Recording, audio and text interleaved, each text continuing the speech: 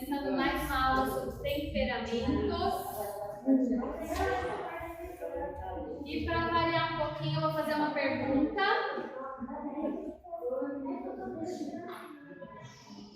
Eu vou fazer uma pergunta, mas a Alice não pode responder essa pergunta. Combinado? Porque toda vez que eu faço essa pergunta, é ela que responde e ela acerta. Então eu quero ver se outras pessoas sabem. Tá? O que é, então, nós estamos estudando temperamentos. Certo? O que é temperamento? Caráter e personalidade. Nascemos com ele. Caráter e personalidade. O caráter é uma coisa, a gente aprendeu que o caráter é uma coisa, a personalidade é outra e temperamento é outra. O que é temperamento? Define quem eu sou. Não. Você não. Depois eu faço outra pergunta, você responde. Mas essa, eu já sei que você sabe. É só você responde. Todas as vezes que eu pergunto, você acerta. Então já sei. Então, nós nascemos com ele. Define o que eu sou. O que mais?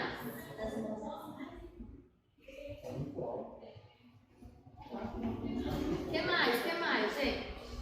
O temperamento eu nasço com ele porque Deus me deu. Define quem eu sou e como eu ajo e reajo diante das situações e das pessoas. Até a gente acabar esse curso de temperamento, todo mundo vai saber. De tanto que a gente repete, né? A gente vai acabar decorando isso, porque a gente vai ver um por um dos temperamentos, em cada área. E toda vez eu vou fazer a mesma pergunta, certo? Pra gente lembrar disso. Então, temperamento é aquilo que me define, que define as minhas ações e reações frente às pessoas, às situações, a forma como eu ajo e reajo, que foi dada por Deus a cada um de nós. E é interessante que nós temos um temperamento ideal para cumprir o nosso chamado, o nosso propósito, tanto na vocação do trabalho, como no ministério na igreja. A gente nasce com o temperamento certo. Às vezes a gente estuda e fala assim, eu queria desse temperamento, gosto mais daquele. Mas não, todos os temperamentos são bons, porque foi Deus que criou. E Deus tem todos os temperamentos, né? Então eles são bons. E a gente tem que lembrar desse conceito, né? Você tem um temperamento certo, não é errado. Senão a gente falaria que Deus errou, né? Deus errou quando me deu esse temperamento. Não, ele acertou. Às vezes a gente que erra ali não deixando com que o Espírito Santo nos ajude a potencializar as nossas virtudes e a neutralizar e nos ajudar a diminuir as nossas fraquezas. Certo? Muito bem, então nós falamos a definição de temperamento. Relembramos aqui. Vamos relembrar aqui também que nós somos formados por um espírito, uma alma e um corpo, certo? Todos nós. E a gente estuda o temperamento em cada área da nossa vida. Então, quando a gente estuda o temperamento na área do espírito, a gente chama de área de inclusão.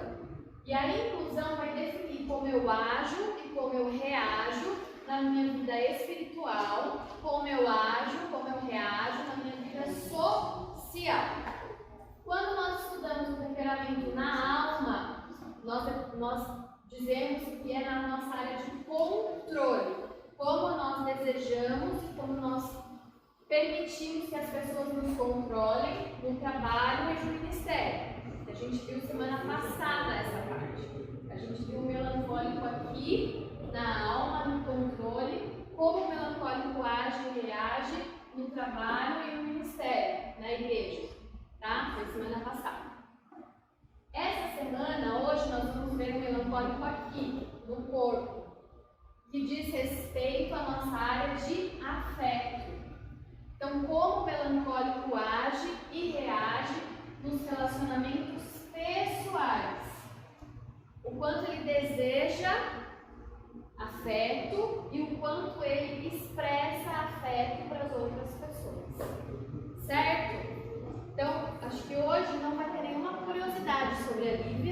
Porque eu não tenho melancólico nessa parte. Eu não tenho melancólico no afeto. Então não vai ter curiosidade sobre a nível 1. Né? Então nós vamos ver como que o melancólico age e reage em relação ao afeto. Já vou te chamar, Liz. Espera aí, deixa eu só definir aqui só relembrar aqui os conceitos que a gente já fala. Então, nós também vamos relembrar aqui, nós temos existem 5 temperamentos. Sim. Que é o melancólico, que a gente está vendo, o colérico, o sanguíneo, o fleumático e o supino, certo? São 5 temperamentos. Nós vimos também que nós podemos ter um temperamento introvertido ou extrovertido. O introvertido são as pessoas mais tímidas, né? Que elas pensam muito antes de falar, são mais introspectivas. E as extrovertidas são as pessoas que conseguem se expressar, né? Elas pensam enquanto falam, ou às vezes nem pensam, já saem falando, né? São pessoas que conseguem se expressar mais facilmente com a face, com os gestos, são pessoas extrovertidas. E a gente viu que cada temperamento cada um dos temperamentos tem uma característica. Então, o melancólico é introvertido, o colérico é extrovertido, o sanguíneo é extrovertido, o fleumático é introvertido e o supina é introvertido também, certo? Estou correndo aqui porque é só uma revisão, para a gente sempre lembrar e ter esses termos bem definidos, tá bom? E na semana passada, a Alice fez uma pergunta. Você lembra da sua pergunta? Eu lembro da speech, lembrar. Eu sabia, por isso que eu deixei para agora. Eu falei, eu preciso anotar que a Alice vai perguntar, ela não vai esquecer. Qual era a sua pergunta, Alice? De onde vem os nomes? Isso, de onde vem os nomes, né? De onde vem esse conceito? Por que o melancólico é melancólico, né? Por que o colérico é chamado de colérico? E assim por diante. Era essa a pergunta, né? Então, o que eu descobri estudando sobre isso? Que há muitos anos atrás, de Você 4 falou do cara que foi que pesquisou sobre isso. Isso, então. Há 430, deixa eu ver o tempo. 460 a 370 anos antes de Cristo, existia um homem chamado Hipócrates, que é o pai da medicina, porque ele foi um dos primeiros médicos, cientistas sobre o corpo humano, né? Sobre como nós funcionamos. E aí ele foi estudando as pessoas e ele descobriu, né, no conceito dele, que cada pessoa age de acordo com o fluido corporal que tem em maior excesso. Então, o que ele definiu? Ele definiu que o melancólico é a pessoa que tem muita bilis negra no organismo. E que uma pessoa que tem bastante dessa substância no organismo, geralmente é uma pessoa mais introvertida, mais melancólica, tem melancolia, às vezes tem tristeza, às vezes tem depressão, uma pessoa mais introspectiva, mais introvertida. Melancolia, por isso vem de melancólico, certo? O quê? É o que é bilis negra. É uma substância que o fígado produz, tá?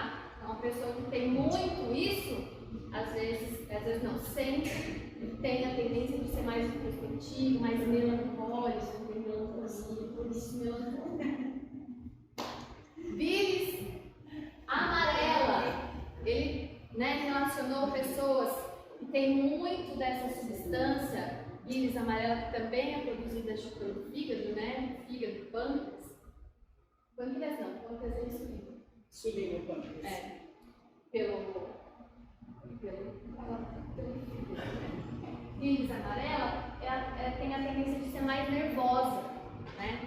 Uma pessoa mexe muito com o estômago, com o fígado, a pessoa tem muita cólera, por isso é colérico.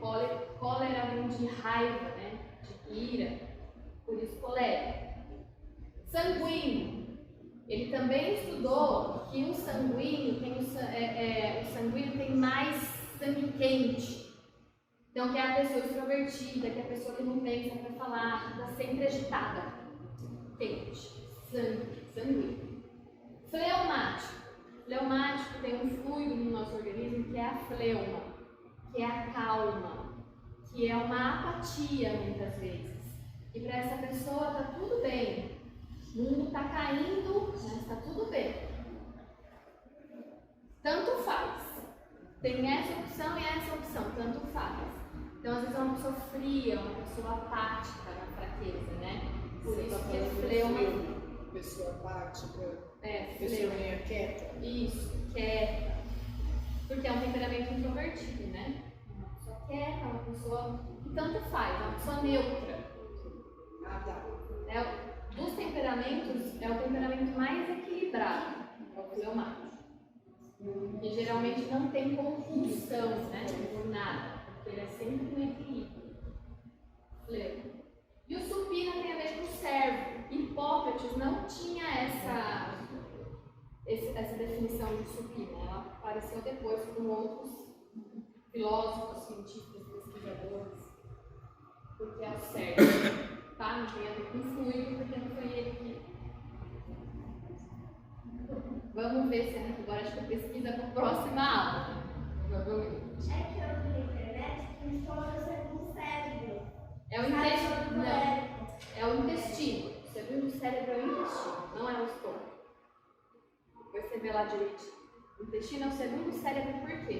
Porque 90% dos neurotransmissores são produzidos no intestino. Então, se o intestino está bom, o cérebro está bom. Porque os neurotransmissores que levam a informação para o cérebro. Certo? Ufa! Eu respondi? Muito bem, missão cumprida. Missão cumprida. Tá. Beleza.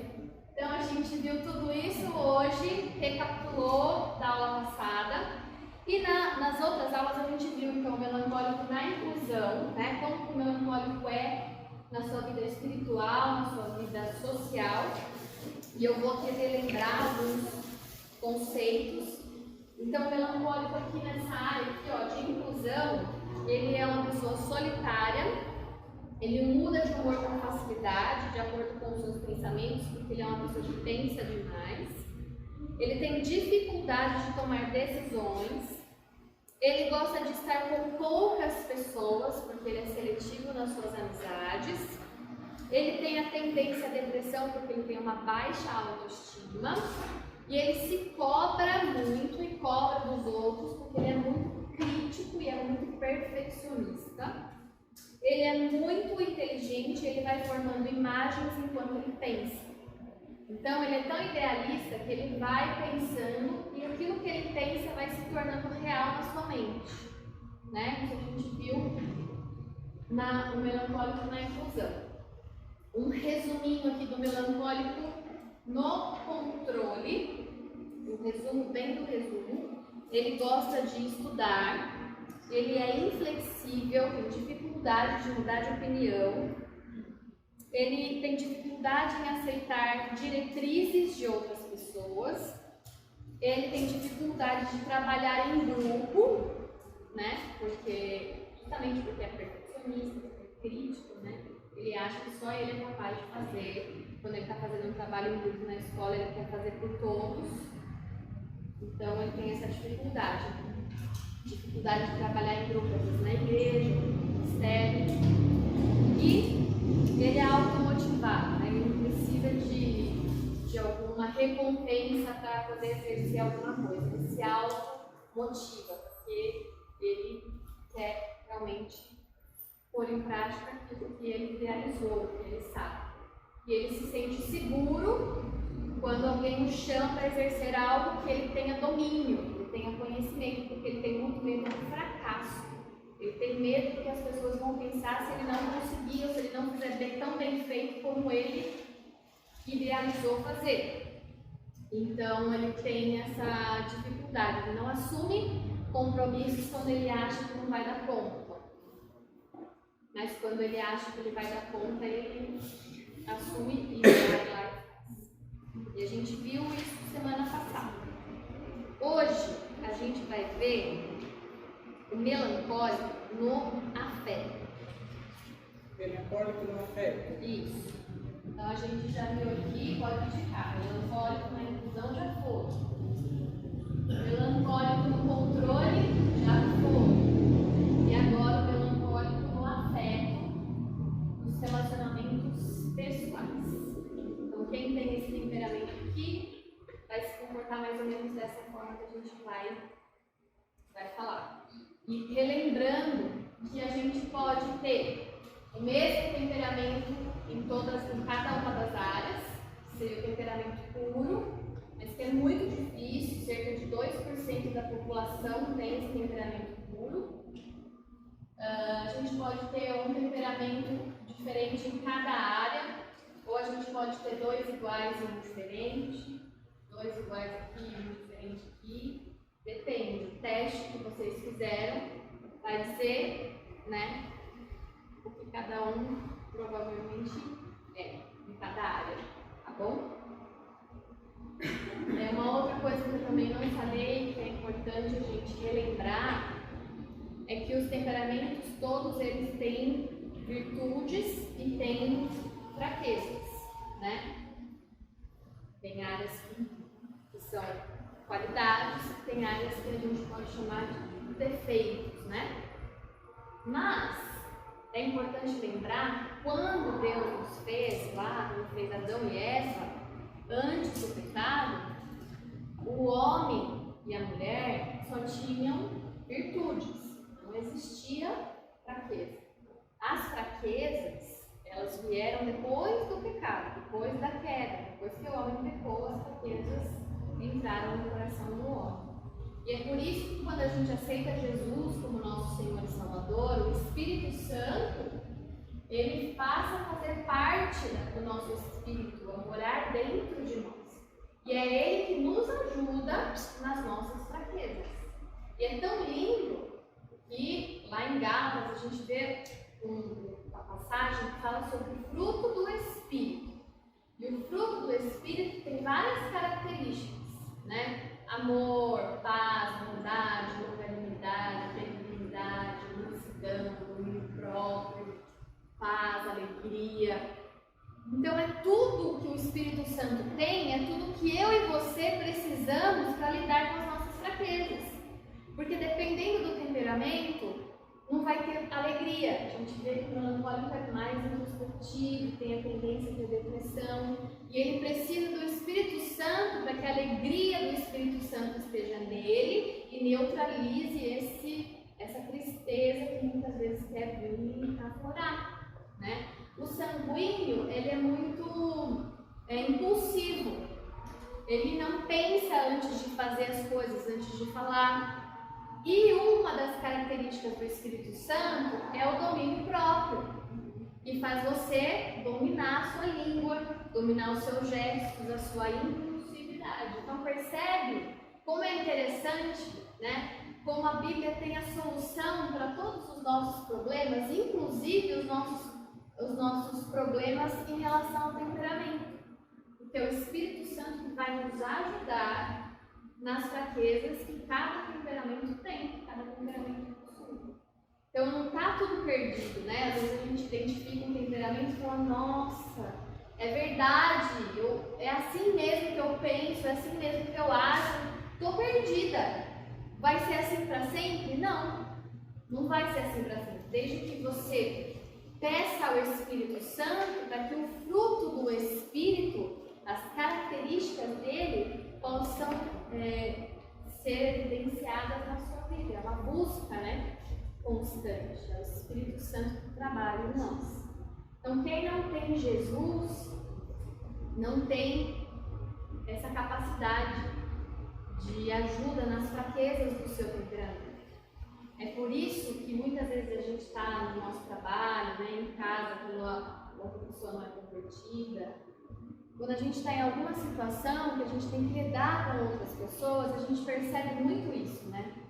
Nossa, mas como essa pessoa não consegue se controlar? Essa pessoa não para de falar? Por que fala desse jeito? Não tem bom senso? Então, às vezes a gente não entende como a outra pessoa funciona porque a gente não entende de temperamento. E quando a gente entende de temperamento, a gente percebe quem se deixa controlar pelo Espírito Santo e quem não. Né? É muito interessante. Certo? Alguma dúvida até aqui? Você falou que a gente tem que pedir ajuda para o Espírito Santo que vai nos ajudar, né? Pedir os frutos do Espírito. É o fruto. Olha que interessante, ó. Trabalha em nós, né? Vamos fazer um cacho de uva. Esqueci quantos são. O fruto do Espírito Santo é um fruto só. Então é como se fosse uma uva. Vamos fazer de conta que o fruto do Espírito Santo é uma uva. A uva tem os gominhos, né? Não sei como fala, as bolinhas. Né? As uvinhas. Bagos. Os bagos da uva. Então, cada um desses aqui é uma característica do Espírito Santo, mas é um fruto só. Então, quando a gente recebe o Espírito Santo, a gente recebe o fruto inteiro. A uva toda. E a uva toda com todas as suas características. Então, às vezes a gente tem o costume de falar os frutos do Espírito. Não são frutos, é um fruto só. Você for ler lá no versículo, então falando, o fruto do Espírito é um fruto só, que tem todas essas características, que elas não estão dissociadas, elas estão todas juntas. Então você recebe o Espírito Santo, você recebe. Mãe, abre aí no versículo, você tem tá na Bíblia aí? Pra gente ler o Gálatas 5:22. Mas o fruto do Espírito Mas é o fruto do Espírito é amor, alegria, paz, longanimidade, benignidade, bondade, fidelidade, mansidão, domínio próprio. Contra essas coisas não há lei. Exato. Viu? É o fruto. É um fruto só, como se fosse a uva ou como se fosse a mexerica, tem os gomos, uma coisa só. Você recebeu esse fruto. Mas cada gomo da mexerica é uma característica. Então tem paz. Então, esse gominho aqui é paz, essa é bondade, essa é benignidade, mansidão, domínio próprio, alegria. O que mais? Bondade. Bondade eu falei. Domínio próprio, mansidão. Enfim. São longanimidade, fidelidade, domínio próprio. Então, tudo isso você tem quando você recebe o Espírito Santo. Mas o que a gente está fazendo com esse presente que a gente recebeu? Está guardadinho lá. Então, às vezes, a gente está evoluindo nas nossas fraquezas, mesmo convertidos. Nós estamos pedindo os frutos do Espírito Santo, né? E não... muitas vezes a gente se agonia, né? Nos problemas e se apavora, né? Exato. A gente se apavora e esquece desse presente que a gente tem. Que a gente pode acionar a qualquer momento. Então a gente, no momento lá que a gente está com dificuldade, a gente pode simplesmente fechar o olho e falar: Espírito Santo, me ajuda nessa minha fraqueza. A gente pede ajuda para quem pode nos ajudar. A gente tem esse privilégio, quando a gente aceita Jesus, a gente tem esse privilégio do Espírito Santo. Então, eu tenho um temperamento sanguíneo, sou impulsiva. O Espírito Santo me ajuda a pensar antes de falar. Me ajuda a ter domínio próprio, a não falar as coisas que simplesmente já vão automaticamente saindo, a não fazer, né, a não ser impulsiva. Igual o Pedro, né? Pedro na Bíblia era sanguíneo. E ele ficou tão irado quando o soldado veio prender Jesus, que ele foi lá, sacou a espada e cortou a orelha do soldado. Foi impulsividade. Não era para ele ter feito isso. Jesus foi lá, pegou a orelha, colocou de volta na cabeça do soldado. Mas ele foi impulsivo. E aí ele agiu sem pensar. Então a gente, nesses momentos, a gente também pode pedir domínio próprio, né? Se a gente está numa depressão, uma tristeza, uma melancolia, a gente pode pedir para o Espírito Santo: me ajuda nessa minha dificuldade. Vem trazer alegria, que é uma das características do fruto do Espírito. Mansidão, o Espírito é ensinado, né, pela melancólico muitas vezes não quer se deixar aprender, o colérico também tem essa dificuldade. Ajuda. E a maioria dos cristãos geralmente pensa que é automático, não tem nada, não tem prato feito, não é? Você tem que buscar, entendeu? É É o livre que... escolha da gente, né? De querer ou não, mudar ou não. Exato. Ele respeita as escolhas da gente. Se não quer mudar, então continua a mudar. Buscar incessantemente, não é mágica. É isso. Né? Igual a gente compartilhou uma mensagem aqui domingo. O vinho novo é representado pelo Espírito Santo, certo? A gente chama o Espírito Santo para nos encher, para ele realmente tomar o controle da situação. Mas ele não vai nos encher da maneira que a gente precisa, que a gente quer, se a nossa estrutura não estiver preparada para recebê-lo. Por isso que a gente viu que a gente tem que ter vestes novas e não vestes remendadas, como está em Lucas, que a gente leu Lucas 5, 36 ao 38. Odres novos para receber o vinho novo, né? Então a gente tem que sempre trabalhar no nosso relacionamento com Deus. Porque a gente viu que o Evangelho é transformação de vidas. O Evangelho que Cristo pregou é um Evangelho de transformação. Não é um Evangelho simplesmente de multiplicação de pães e peixes, de curas, milagres, sinais e maravilhas. Também existe a pregação do arrependimento, da transformação. Quando nós preparamos a estrutura, a gente recebe o Espírito, a gente é cheio do Espírito, transbordante do Espírito, e aí sim a gente consegue colocar em prática, consegue a ajuda do Espírito Santo nas suas características, né? No fruto que já está em nós. Certo? Professora Edna. Ela tem uma matéria lá, né, na escola de teologia que é só sobre o fruto do Espírito. Então é muito rico, né, tem uma matéria inteira, são várias aulas sobre isso. Muito interessante, né? Então vamos lá. Vamos ver então o melancólico na afetividade. O melancólico no afeto. Primeira característica. São 9 características.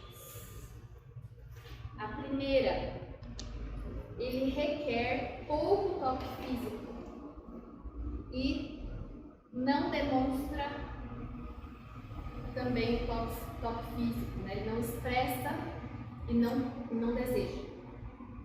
Pouco toque físico. Então, o que é toque físico? Beijo, abraço, né? Um cheiro. Ele não gosta muito de receber e não gosta muito de dar também esses afetos, esse tipo de afeto físico. Como a gente viu aqui semana passada, eles são pessoas que eles selecionam as pessoas que vão fazer parte do seu grupo de amigos, né? Eles têm pouco interesse em estar com pessoas, eles selecionam as pessoas. Então, com as poucas pessoas que ele se relaciona, ele pode até demonstrar afeto, de abraçar, de beijar, de ter um toque físico, mas não é muito, também é pouco, né? O que ele deseja é pouco, o que ele expressa também é pouco. Segunda característica, ele tem poucas relações pessoais profundas, por isso que ele é seletivo, né? Ele se relaciona com poucas pessoas profundamente, porque ele precisa confiar muito nessas pessoas para poder criar um relacionamento. Então, se for superficial, né? Nem quero relacionamento. É oi, tchau. Agora, se eu me interesso por essa pessoa, aí ele se entrega, né? No relacionamento. Terceira característica. Embora ele não expresse bem sentimentos profundos, ele acha que todo mundo é inteligente como ele e tem um bom senso de perceber o que ele sente ou o que ele quer. Então, é assim, ó, o melancólico, como ele é um temperamento introvertido, ele internaliza tudo aquilo que ele capta no ambiente e que ele capta das pessoas. Então, ele é observador. ele observa as pessoas, ele observa o ambiente, ele tira as conclusões das coisas que estão acontecendo, tendo como referência o seu próprio comportamento, o seu próprio jeito. Ele acha que todo mundo é igual a ele. Então ele olha o ambiente, as pessoas, e ele acha, ele tira conclusões.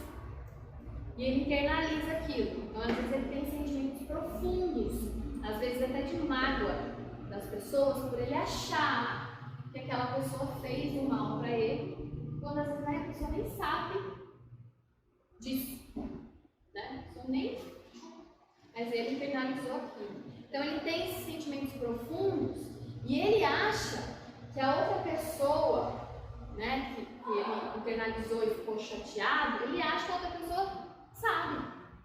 Às vezes a pessoa nem sabe. Ele não expressa aquilo que ele está sentindo. Ele tem dificuldade de falar, ó, fiquei chateado por isso, por aquilo outro. Não gostei do que você fez. Isso não é legal. Ele tem dificuldade de falar. Ele guarda. E ele acha que a outra pessoa é inteligente o suficiente para saber por que ele está bicudo, por que ele está bravo, por que ela está brava, por que ela está triste, por que ele está triste. Né? Então ele tem essa dificuldade. Então, é como se fosse um casal, né? Esposo, marido. Hã? E a esposa, por exemplo, ela vira para o marido numa situação que ela não quer, não toque em mim, não me rela, fica longe. Mas no íntimo ela quer um abraço, ela quer um beijo, ela quer carinho, mas ela não consegue falar isso. E ela às vezes fala que não quer, mas ela está querendo. E aí o marido, se tem sabedoria, vai lá e tenta. Só que o problema desse temperamento é que você nunca sabe quando esse temperamento está falando a verdade ou quando não está falando a verdade sobre aquilo que está sentindo. Porque ao mesmo tempo que a esposa pode falar, não quero, não rele em mim, e ela quer carinho, às vezes é o contrário. Ela fala que não quer, ela não quer mesmo. Aí você vai lá, aí sai briga. Eu já não falei, não quero, larga. Então tem muito esse problema, porque o melancólico tem dificuldade de expressar que sente. E ele acha que a outra pessoa tem que adivinhar, a outra pessoa sabe. Por isso que aqui entra muito a necessidade de diálogo. Né? A necessidade de diálogo, para você realmente expressar aquilo que você está sentindo, porque a outra pessoa não é obrigada a saber, gente. Não é. Não sabe, né? Então, muito interessante esse ponto aqui na afetividade, tá? Quarta característica. O melancólico ele tem facilidade em ter empatia com as pessoas, a se identificar com os sentimentos do outro, porque ele é muito emocional. Então, ele é sensível, né? Uma das características do melancólico é ser sensível.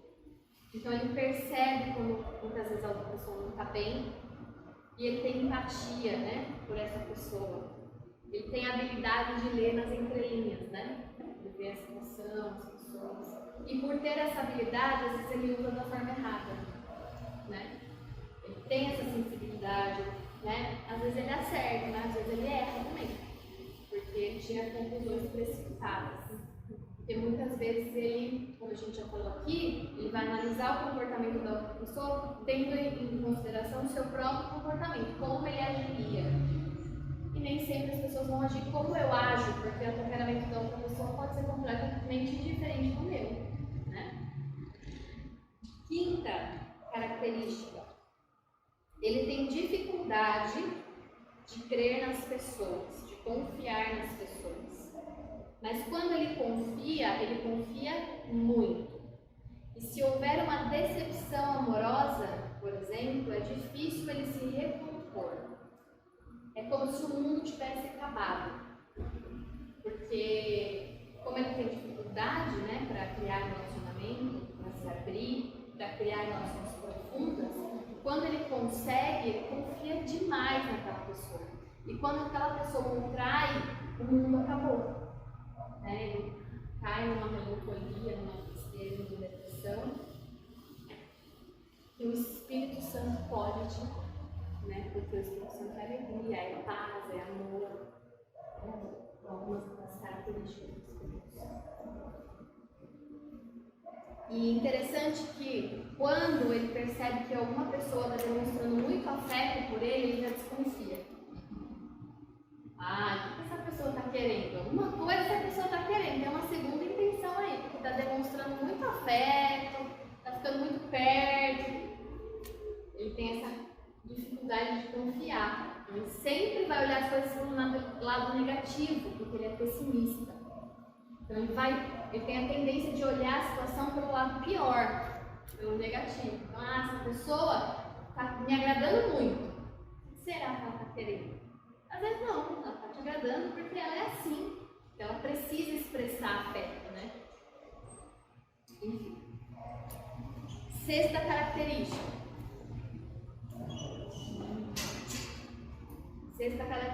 Ele tem um medo acentuado à rejeição e ao fracasso. Como ele é muito crítico, ele se cobra muito, ele tem medo que as outras pessoas vão pensar dele. Então, às vezes, ele nem começa algum relacionamento por medo de não dar certo, né? De não superar as expectativas da outra pessoa. E às vezes ele tem essa dificuldade, às vezes não, normalmente ele tem essa dificuldade, né, de confiar na outra pessoa, e ele tem medo da rejeição e do fracasso. E ele tem o costume de colocar a culpa nos outros. Ele sempre tem uma necessidade de se sentir seguro antes de iniciar um relacionamento. E quando alguma coisa dá errado, geralmente ele põe a culpa no outro. Para ele já pensou muito naquilo, tá tudo certo, é ótimo. Oi? Você? É esse que eu falei agora. O quinto é dificuldade de acreditar nas pessoas. De confiar nas pessoas, e ele geralmente sofre decepções amorosas e entra em depressão. É o quinto. O sexto, ele tem um temor acentuado à rejeição e ao fracasso. Por isso ele coloca a culpa nos outros, quando alguma coisa dá errado. Ah, mas deu errado porque a outra pessoa não fez o que ela tinha que fazer direito.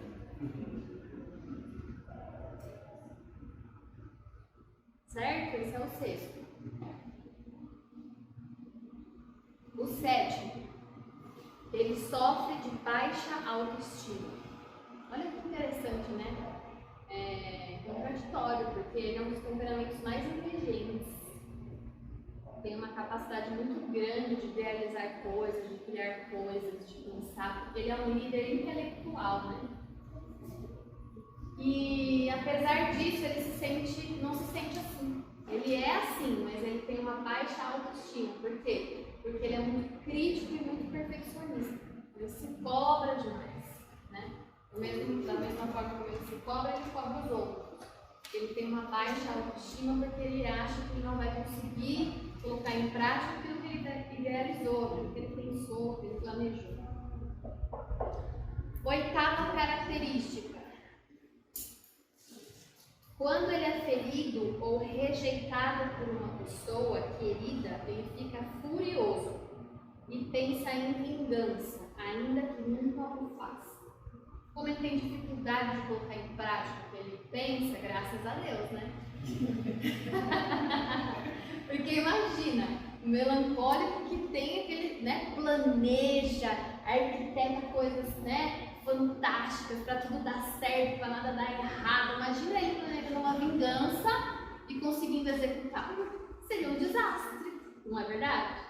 Então Deus faz as coisas perfeitas, né? Ele idealiza muito bem, mas na hora de praticar, às vezes não vai dar certo. Aí não faz. Então, às vezes, é pra gente pensar, né? A pessoa que tem um temperamento melancólico no afeto e que é magoada, que é ferida, ou que fica com raiva de alguma pessoa, geralmente ela vai, na sua mente, arquitetar vinganças. Não é uma coisa que Deus se agrada, né? Porque a vingança pertence ao Senhor. Jesus é a nossa justiça, né? Deus é a nossa justiça. A gente não precisa fazer justiça com as próprias mãos, né? Então é algo que o Espírito Santo também tem que colocar no nosso coração, né? O amor, a bondade, a benignidade, para não colocar em prática esses planos de vingança, certo? Então esse foi o 8º. E a 9ª característica é que a linguagem do amor, a forma do melancólico entender que ele é amado, é receber palavras de afirmação. Então, quando você fala assim, nossa, foi muito legal isso que você fez, nossa, que demais esse planejamento que você fez, né? Alguma coisa que ele executa, como ele é, quando você elogios para o melancólico, né? Palavras de afirmação, que legal, parabéns, nossa, que lindo isso que você fez, que ideia legal que você teve. Palavras de afirmação ele entende como uma forma de amor. Então, muitas vezes, você quer expressar amor para o melancólico beijando, abraçando, fazendo carinho, e ele não gosta. Não gosta muito. E aí você acha que está agradando, está irritando a pessoa, né? Ao invés de agradar. E aí, quando você, ao contrário de ficar lá beijando, não que você nunca vai beijar e abraçar, porque demonstrar afeto também é bom, é importante para outra pessoa que está se relacionando também. Porque imagina uma sanguínea que precisa desse afeto, desse toque, desse abraço, um melancólico que não gosta. Por isso tem que ter diálogo, tem que ter equilíbrio. A gente cede nos relacionamentos, né? Vou fazer o que faz bem para você e você tem atitudes que também me agradem, é um equilíbrio, né? Então, tudo bem, às vezes você vai demonstrar afeto porque você precisa disso. Mas você tem que saber que essa outra pessoa, que é melancólica, ela recebe o amor de uma outra forma. Então, muito mais do que beijo, do que abraço, do que fazer as coisas, né, do que servir, é palavra de afirmação. Dizer, olha que legal que você fez, que você pensou, que você planejou. Nossa, muito legal a sua ideia. Né? Nossa, como você é bom nisso, né? Como você tem talento, né? Nisso. Então é importante a gente saber disso, né? Porque ajuda muito no nosso relacionamento com as outras pessoas. E conosco mesmo, né? Quando a gente se identifica assim, a gente pode até falar, porque a pessoa fica tão feliz quando você reconhece o que eu faço, né? Fico tão feliz com isso. Muito bem. Então a gente viu aqui 9 características do melancólico na afeição, na afetividade. E como para fechar aqui, né, que a gente já viu em todas as áreas do melancólico, as características de vocação, de trabalho, de dom ministerial, ele é um líder criativo e idealista. A gente falou aqui que ele tem uma grande capacidade de pensar, de imaginar, de elaborar, de criar planos, ideias. E ele é um líder intelectual que projeta. Ele faz os planos, ele visualiza, mas ele tem dificuldade de colocar em prática aquilo que ele idealizou. Pela cobrança, pela crítica que ele tem a si mesmo, pelo pessimismo, pelo medo do fracasso, ele planeja.